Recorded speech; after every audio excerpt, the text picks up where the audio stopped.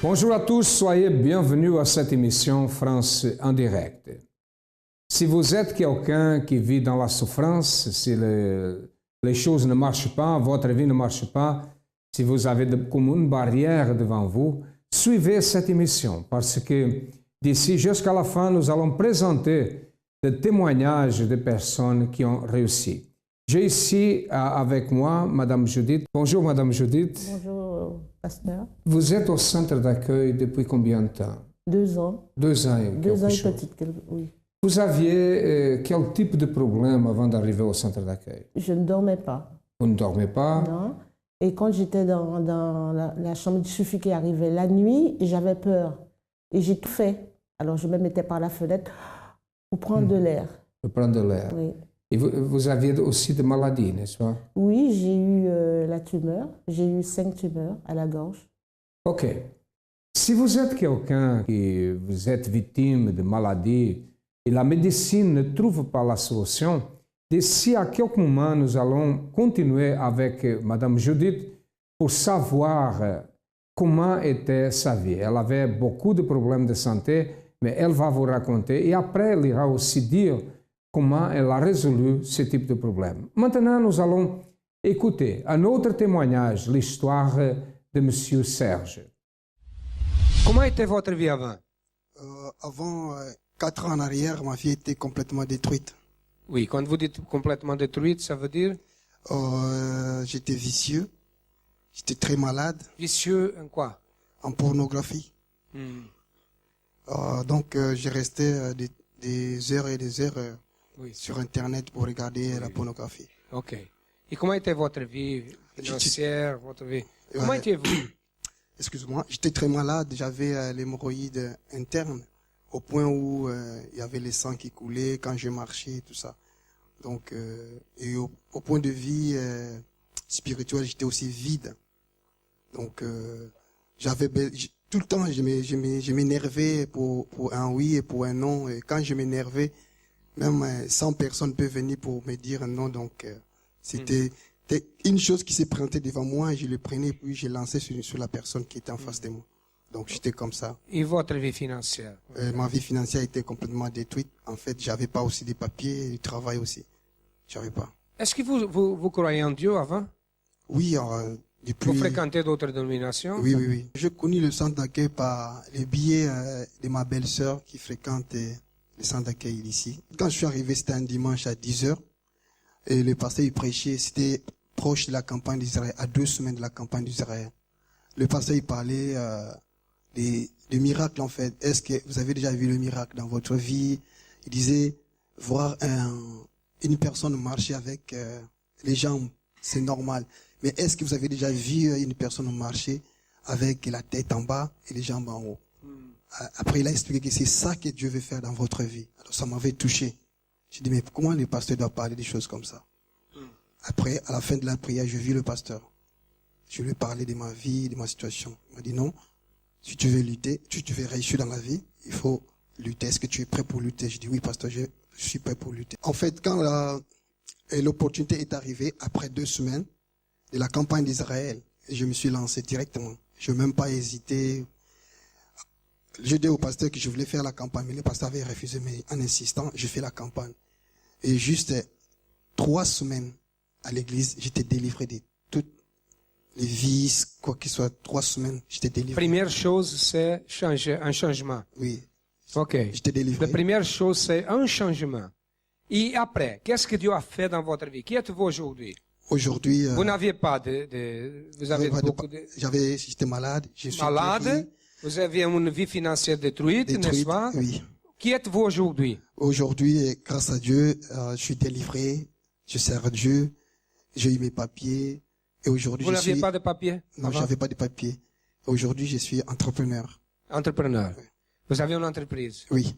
Le centre d'accueil, pour moi, c'est comme une mère. Je prends le centre d'accueil comme une mère. Il me donne ce que la mère a donné pour son fils, qui puisse devenir une personne responsable.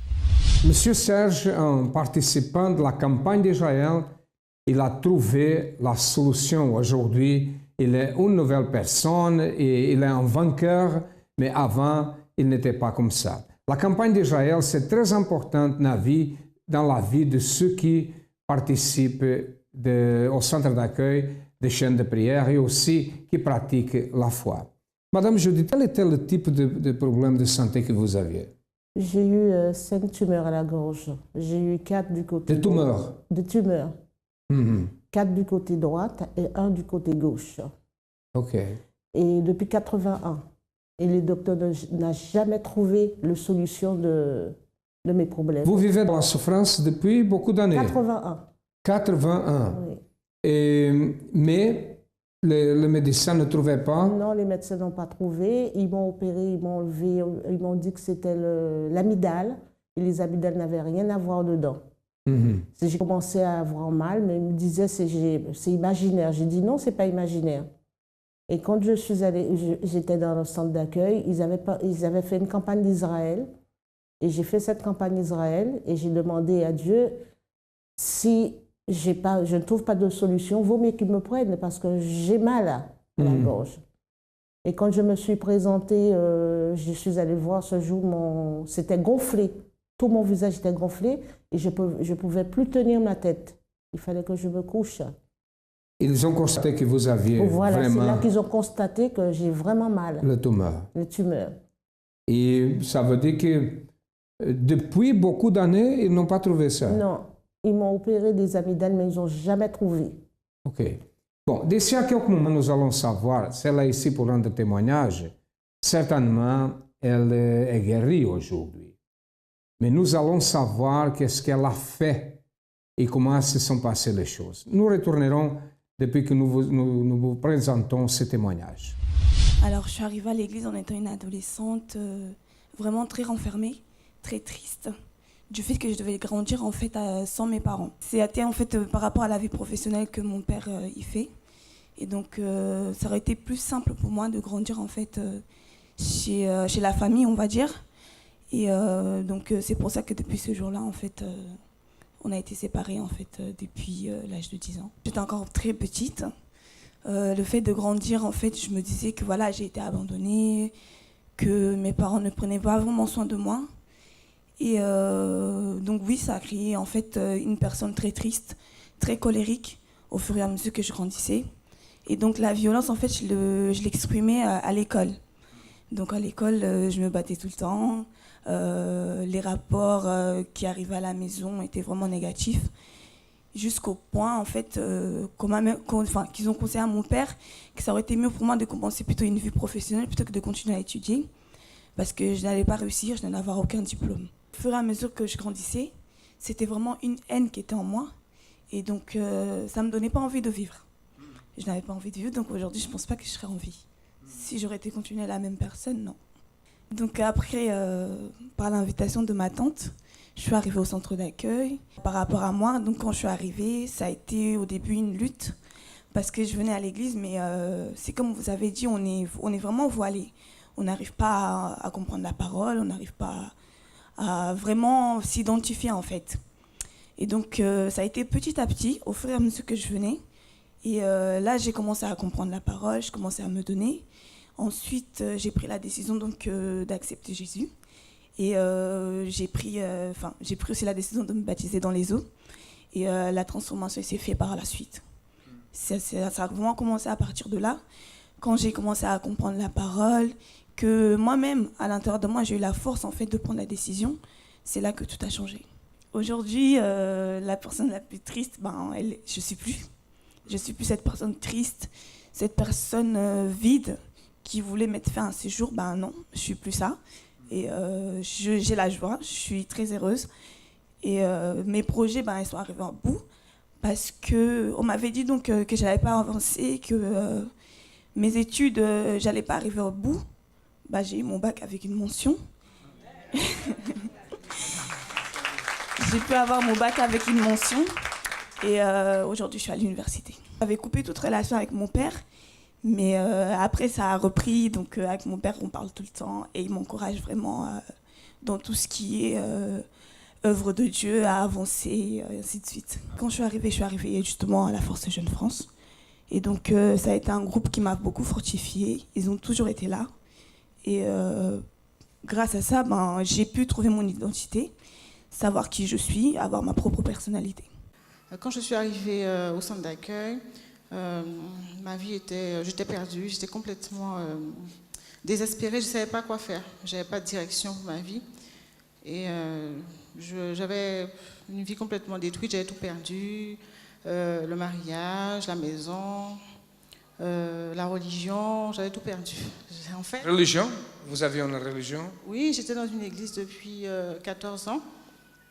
Et j'aimais Dieu, comme tout le monde, pas pratiquement tout le monde, mais je ne voyais pas le Jésus de la Bible, je ne le voyais pas dans ma vie. J'ai étudié la Bible, je connaissais très bien la Bible, je pouvais réciter des versets et puis me rappeler exactement les références. Mais votre vie était vie financière? Chaotique. De famille? Bon, très mauvaise. Ce que j'ai constaté quand je suis arrivée à l'église, la première fois que j'étais à l'église, j'ai dit c'est étrange. Ce que j'ai vu dans la Bible, Jésus chassait les démons, tout ce que Jésus faisait, je vois ici. Donc je vais revenir. Ça m'a paru, ça m'a interpellé beaucoup parce que je lisais la Bible, donc je connaissais les histoires. Donc, mais ce que je lisais dans la Bible, je ne le voyais pas en fait. Je disais mais pourquoi je ne vois pas ce qui est marqué dans la Bible? À quoi ça sert de lire la Bible? Si c'est écrit, ça doit exister. Donc, quand j'ai commencé à voir que ce qui est écrit dans la Bible, c'est ce qui est enseigné au centre d'accueil, j'ai continué à faire les chaînes de prière. Et donc, j'ai commencé à voir plus clair. Un changement? Un changement dans ma vision et à vouloir pratiquer cette foi. Je suis arrivée endettée parce que je travaillais, donc j'avais engagé des crédits avec mon ex-mari. Et donc déjà, je suis restée avec toutes les dettes et je vivais avec un découvert de 2000 € constamment, donc qui se renouvelait chaque mois. Quand je suis arrivée, j'ai fait la première campagne d'Israël. J'étais déjà à découvert, j'avais déjà plein de problèmes financiers, je n'avais pas de maison, j'étais avec les 3 enfants et je ne savais vraiment pas quoi faire. J'étais complètement perdue. Donc j'ai dit, je vais y aller, je vais faire la campagne d'Israël. Parce que j'ai rien à perdre. Si il y a la seule personne qui puisse changer ma vie, c'est Dieu. J'ai fait le sacrifice. J'ai fait le sacrifice, tous les sacrifices qu'il fallait faire. Et je voulais changer de vie, mais je ne savais pas comment faire, je ne savais pas quelle direction prendre. En fait, le pasteur m'a pas donné l'enveloppe. J'ai préparé moi-même une enveloppe parce que quand je suis arrivée, la campagne d'Israël, j'ai pas bien compris, mais ça avait déjà commencé. Je ne sais pas à quel moment le pasteur a donné les enveloppes. Mais moi, j'ai pris une enveloppe et j'ai dit, je vais sacrifier. Dieu a répondu à ma requête. Il m'a donné une direction pour ma vie et j'avais plus de doute. Ma vie n'est plus pareille. Déjà, j'avais pas de maison, j'avais rien. J'étais, on va dire, presque dans la rue. Aujourd'hui, je travaille pour moi-même. Vous avez une entreprise? Oui, j'ai mon entreprise individuelle. J'ai une SARL. Et une autre entreprise à côté. Deux entreprises? 3. Il y en a une troisième que je commence à développer. 3 entreprises. Et vous avez des maisons déjà? Entre-temps, je n'avais pas de maison où habiter, j'étais logée. Donc, à la suite d'une campagne, Dieu m'a donné en une semaine un appartement. Après, j'ai déménagé pour habiter ici à Cergy, dans un pavillon, dans un domaine. Et là où je suis, moi, je n'ai pas la condition aux yeux de l'homme d'y être. Donc, je dis que Dieu m'a mis là pour glorifier son nom, pour lui. Parce que campagne après campagne, mon objectif, c'est glorifier Dieu. Madame Judith, avant de connaître le centre d'accueil, comment avez-vous connu le centre d'accueil? C'est une nièce qui m'a emmenée ici. J'allais très loin, elle me disait non, il ne faut pas y aller très loin, je vais t'emmener quelque part et tu vas trouver la solution de tes problèmes. Ok. Et avant de connaître le centre d'accueil, vous croyez en Dieu? Je croyais en Dieu, mais pas comme ça. Je croyais que c'était un Dieu qui était mort et puis il pouvait faire des miracles. Mais vous fréquentez une église ou une dénomination? J'étais catholique.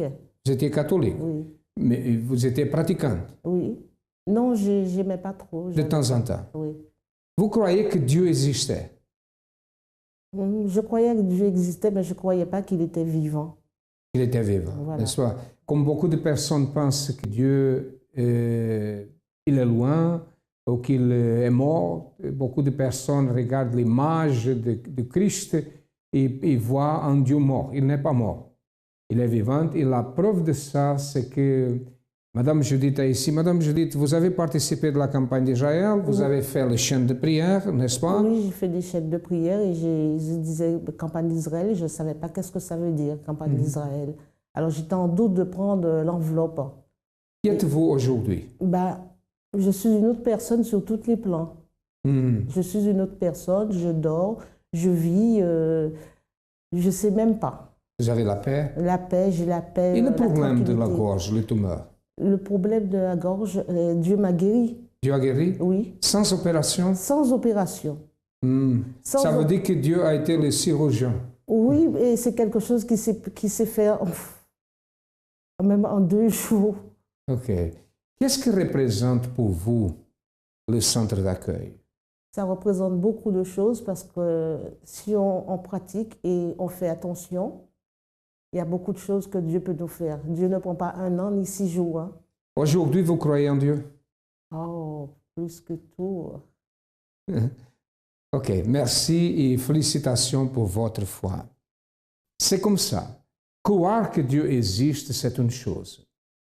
Croire qu'il peut faire des miracles, c'est une autre chose. Et avoir une expérience, c'est une autre chose. Ces témoignages que vous avez écoutés ici, de Madame Judith, Monsieur Serge et d'autres qui passent, qui vont passer d'ici à quelques moments, sont des témoignages de personnes qui ont une expérience avec Dieu, qui ont reçu un miracle. Et vous, avez-vous besoin d'un miracle dans votre vie? Sachez que c'est nécessaire pratiquer la foi. Vous dites, mais je crois, je pratique, j'ai une église, j'ai une religion. Bon, si ça a résolu votre problème, continuez. Mais si les portes sont fermées, si les barrières sont devant vous, s'il n'y a pas de solution, sachez qu'au centre d'accueil, nous croyons et les résultats sont là. Si vous voulez, si vous avez besoin de notre aide, nous avons les adresses. Vous avez les adresses qui passent dans votre ordinateur ou dans votre téléviseur. Nous sommes aussi situés au 254 de rue du Faubourg Saint-Martin, au 10e arrondissement, c'est le siège. Le métro Louis Blanc et Stalingrad. Le centre d'accueil est ouvert du matin au soir, de lundi à lundi. Si vous avez besoin de notre aide, cherchez le plus proche de vous. Écoutez plus de témoignages. C'est vrai qu'aujourd'hui, ma vie s'est transformée complètement. Comme avant, j'étais complètement détruit, mortel. Tout ce que j'ai créé dans ma vie, ça fait 10 d'années, j'ai créé des entreprises avec mes filles, avec mes enfants, mes majeurs de mes enfants, mes 3 enfants. Et puis ensuite, ça ne durait même pas 6 mois, ça cassait tout. L'argent, il se fout tout en l'air. Et puis je dépose au bilan parce que je ne dépose pas de problème sur mes enfants. Je restais comme un gérant d'épargne. Mes enfants restaient comme gérant d'épargne, moi je suis resté responsabilité. Quand ça casse tout, je cours vite fait, je vais voir de mes comptabilités expert comptable, qui fait tout fallait pour fermer ces entreprises. Je ne dois pas vivre de dette. Pour payer plus d'aide, j'avais 45 000 € à payer. J'avais un comptable libanais, Antoine. Elle a fait tout possible de cesser cette affaire. Bon, mes enfants aujourd'hui, c'est arrêté libre. Depuis là, j'ai repris mon entreprise. 6 mois, ça ne va pas aller. Ce truc, ça continue. En 2004, en septembre 2004, il y avait un charnement de sorcier qui m'a vu. J'ai fait 32 ans ici en France. Je travaille pendant 24 ans, mes dépendances. J'ai travaillé tout régulièrement. Tout ça marche à 100%, à fond. Donc, vous avez d'abord une entreprise qui a fait 6 mois. Il y a eu des dettes. Et Antoine, le Libanais, il a fait pour que les dettes soient effacées. Ça soit effacé pour mes enfants. Il n'aura pas de dette sur ce dos. D'accord. Et là, maintenant, vous avez encore recommencé. J'ai recommencé entre-temps. 6 mois, c'est cassé tout. Et après, je laisse tomber. Je suis parti dans le monde. J'ai quitté la maison. Vous étiez agressif? Très agressif, très violent. Je deviens ma vie diabolisée, diable sur moi. Je te dis franchement, il y a plus de mauvais esprits qui charnaient sur ma vie. J'ai fait une tentative de mort, vous voyez là. Je prends la porte des carreaux, j'ai cassé dans ma tête pour finir toute ma vie. Je voulais même tuer tous mes enfants à la maison avec mon épouse. Les flics, il est venu, les flics, ils viennent 13, 14 flics pour rien. Les policiers. Ah ouais. Je débat avec les flics par terre, je mets par terre, j'ai détruit. Resté pendant 2 mois, ils ne travaillent pas. Le juge m'a convoqué devant le tribunal. Et toutes ces histoires, ça finit par la condamnation très sévère. Je connais l'église et décembre de 2010. J'ai invité mon mari, cancer, diabète, tout. Vous savez qu'elle avait le cancer, elle avait le diabète? Oui. Quand elle est venue ici, 2009, je me rappelle, elle mettait toujours un truc, des bandes, tout ça, des opérations. 5 opérations. 5 opérations. En plus, pasteur, il y a une dette à la maison que mon mari fait, 67 000 €. J'ai parlé avec le pasteur. Jamais, je ne sais pas si tu as témoigné aujourd'hui. Moi, jamais j'ai témoigné ici. Ça, c'est moi qui l'ai vu toute seule pour me parler des choses. 60 000 €, pasteur. J'ai parlé avec le pasteur Lionel. Je ne savais pas lire. Je prends de la dette que mon mari fait. Je cachais. Je montrais la dette de 10 impôts. De 10 impôts. Pasteur. 3 jours, je prends de l'enveloppe de campagne Israël. J'ai qui 20 €. Je mets 20 €. J'ai prié par le cancer, par la dette qui chez nous. Je passe à porter entrer dans la maison pour la violence. En semaine, la dette est faisait. Reste 7 500 €.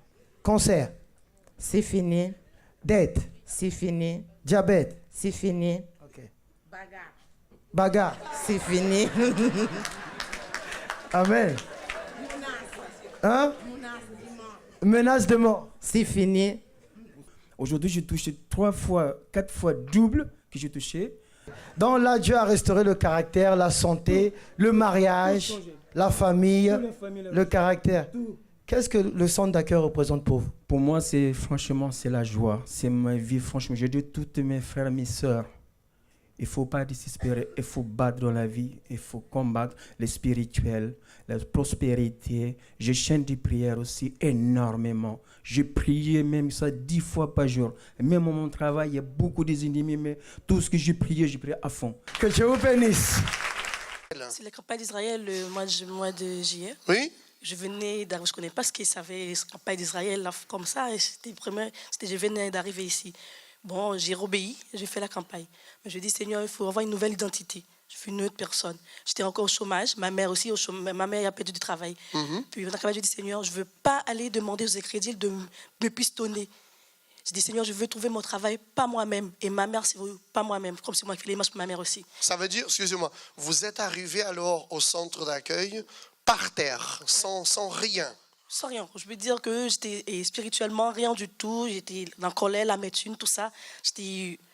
Comme j'étais dans l'église, tout le monde me voit heureuse, mais à l'intérieur de moi, il y avait une tristesse. C'était pas vraiment. À l'extérieur, j'étais bien.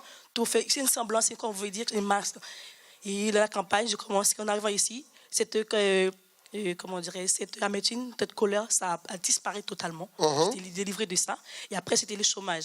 C'était un peu des petits boulots, passer par là. C'était pas des petits choses. J'ai dit, Seigneur, je veux une autre chose. Si tu as des enfants, ma vie doit faire la différence à ceux qui te servent. Parce que ma famille ne connaît pas Dieu. Exactement. Et je dis, il doit faire la différence, Seigneur. C'est pas normal. Je ne veux pas aller voir mon nom qui ne connaît pas Dieu, de remplacer pendant les vacances. Pendant le vacances août, ça ne marche pas. Mais moi, j'ai pas gardé ma foi. J'allais voir pour une patronne pour aller dans une école me donner mes CV. J'ai compte sur cette personne, ça va marcher. Mais à la fin, en septembre, il ne m'a rien dit. J'ai déposé une CV dans une école et là, on m'a appelé. C'était moi-même. J'ai trouvé mon travail moi-même. Je devais être volante. Et comme dans les éducations, quand tu n'as pas une place fixe, très volante. Et dans tout le jour, on te remplacer toujours. Remplacer. Je venais pour 2 heures pour la cantine. Après, la personne m'avait dit, toi, c'est ton profil, ce profil-là, je veux ça. C'est ce profil que je cherche. J'ai dit, bon. Il me dit, après, il m'appelle, est-ce que tu veux aller faire d'autres heures aussi? J'ai dit, ah bon, oui.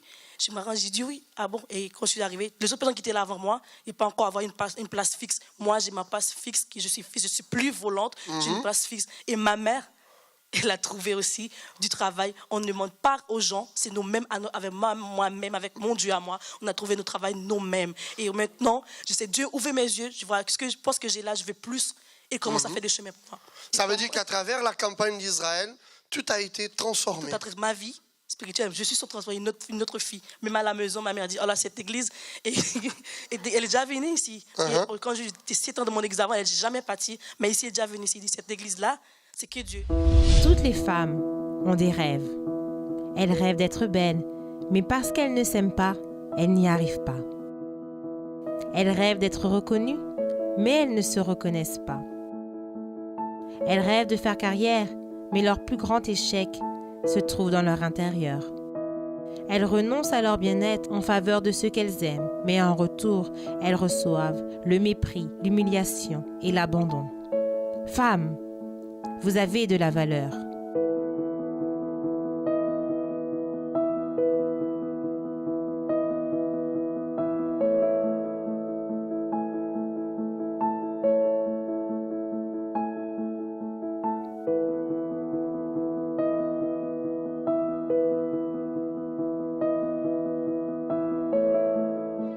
Jour F, un jour pour découvrir votre véritable valeur.